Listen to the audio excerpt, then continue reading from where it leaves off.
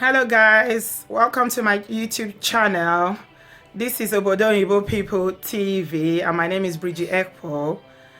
Basically my channel is just to talk about issues that affect people from African background and as a whole who live abroad. For those who don't understand what Obodo Oyibo means, it simply means overseas or abroad.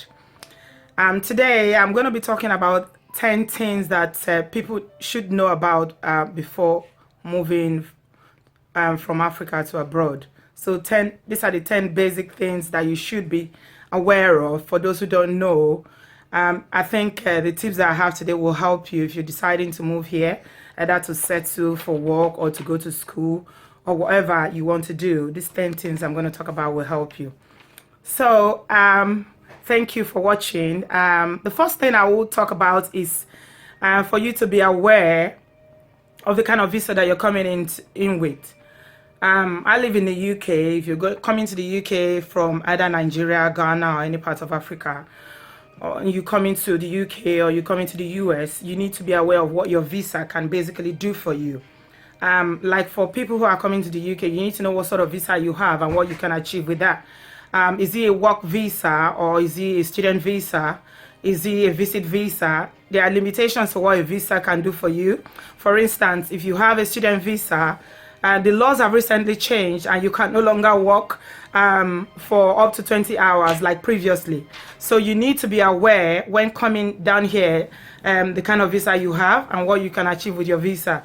For the UK, I know that there are a couple of visas that you can come in with. You have the visit, like I said before. You have the student visa, which gives you access to studies and some kind of temporary work.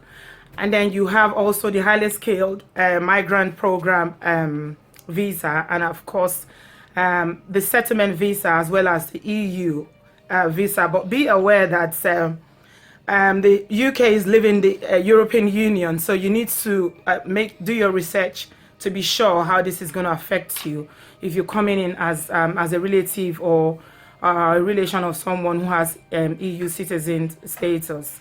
So that's the first thing to be aware of. Another thing that you need to know if you come into the UK is for you to be aware that there's no African time. I mean, there's this notion that most people back home in Africa are used to not keeping to time, and that's what African time is generally known as.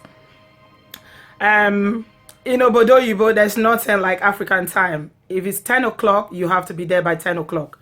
If it's 9 o'clock, you have to be there by 9 o'clock. You can't come late. If you come into work and the time for work starts at 9 o'clock, at 9:05, at 9:10, you are late. You need to be on time. You can't be late for anything.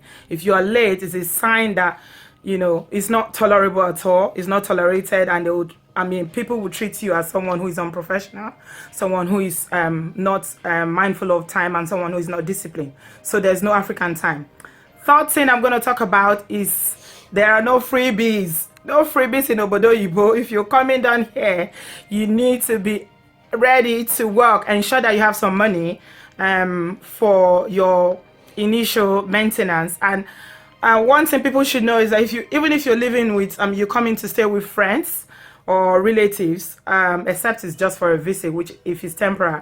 If you're staying much longer than maybe a couple of months, you will be required to pay some kind of contribution towards the upkeep of the household.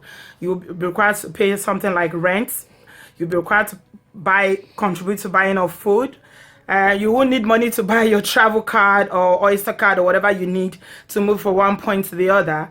And also you would need money for bills, and there are lots and lots and lots of bills to pay. So be aware of. The fourth thing that you need to be aware of when coming abroad is about your job search. If you're coming here to work, you need to be realistic about your job search. If you have a very good job back home in Africa, you're coming to the UK or to the US or anywhere else, you might not, except you have got the job already and you've got a place waiting. In most cases, you might not have access to a similar kind of job that you had previously. So be realistic about the kind of job that you want to start with. You can't start small, getting like sort of unskilled kind of job, what you call a mania job, and then gradually work your way towards getting the kind of job that befits either your experience or your educational qualification. So be aware of that and be smart about the kind of job that you may be able to find on arrival. And another thing I need to talk about, which is the fifth thing that you need to be aware of, is for you to prepare for a cultural shock. Because personally, when I first arrived at the UK about over 10 years ago, I did not expect what I saw. It was different, it was cold, it was lonely, so you need to be aware of that it's a different environment from where you're coming from, where you have lots of people around you, where you always have someone to talk to. So there's a difference in the culture in terms of the lifestyle here and back home in Nigeria. So be aware of the cultural differences. Everybody minds their business in Obodoyibo. Everybody goes and come, and sometimes you might not even have your neighbor, you might not know who they are for a while, and even when except they are very friendly, it's just a nod or hello if you run across one another occasionally. So it's really kind of lonely. And which I've said before, which is my 6th point, there's a lot of bills to pay. Be ready to, as you're working, a large chunk of your income is going to go towards bills, and that's the reality of those who live in Obodoyibo or who live overseas.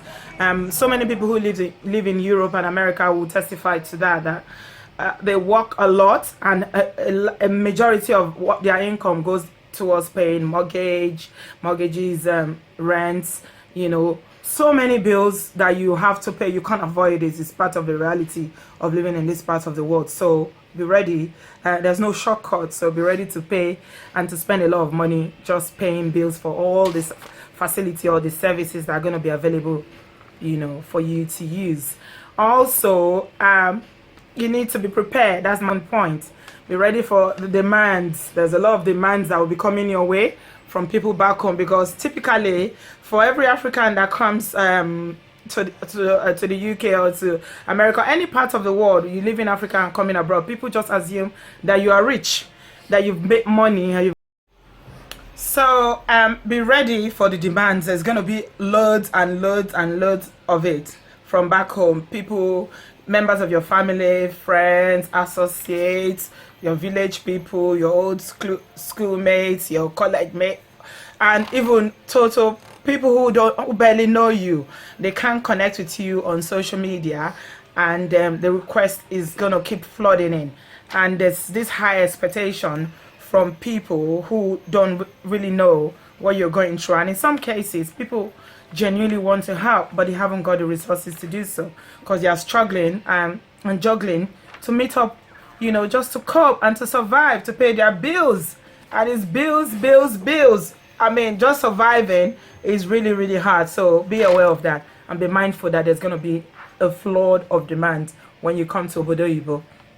Another point I'm going to talk about, which is my 8th point, it's about what I said about the society being very, kind of, it's not like an open society like you have back home in Nigeria. It gets lonely, and it's not like back home. I remember when I was living in Nigeria, where I lived in Abuja, you have neighbors who will just knock on your door and come over and have a chat. You go to their houses, you have friends, you have lots of people around you constantly. You've got your friends, you've got your family member, your cousins, your aunts, everybody, is into everybody's life.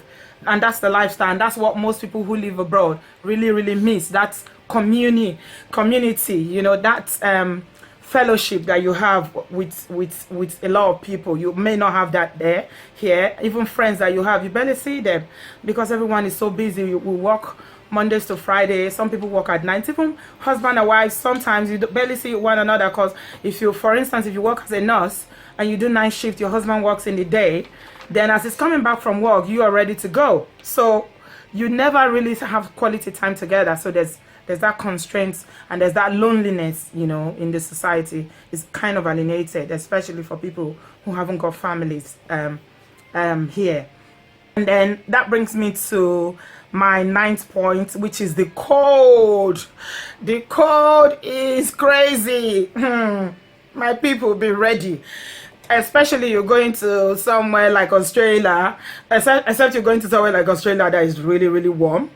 Or you're going to somewhere like Texas in the United States that is really, really hot and warm. Or if you come into Europe and you're going to several parts of the US and anywhere else where there is changes in the seasons, be ready for the cold. It's really, really cold.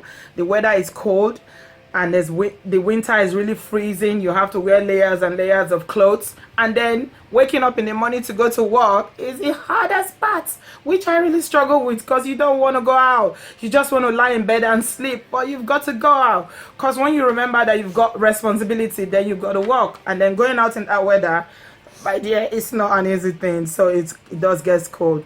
And then finally, to my last point, but not the least one, is settle your affairs. If you come in to live here, if you come in permanently to live here, and you've made up your mind that you're not going back in the nearest future, please settle your affairs, especially for people who are in relationships. I mean, there's been several instances of relationships that are broken up, marriages are broken up because of the distance. It's not always one person's fault or the other person's fault, but just the distance. I mean, you find women back home who are waiting for 5-10 years for their husband, because they think they will just come here and then they'll send for their partners or their wives or husband to bring them here. It's not always so easy. So that's my 10 points of for tips for people who are leaving Africa to come to Obodo Oyibo, aka abroad.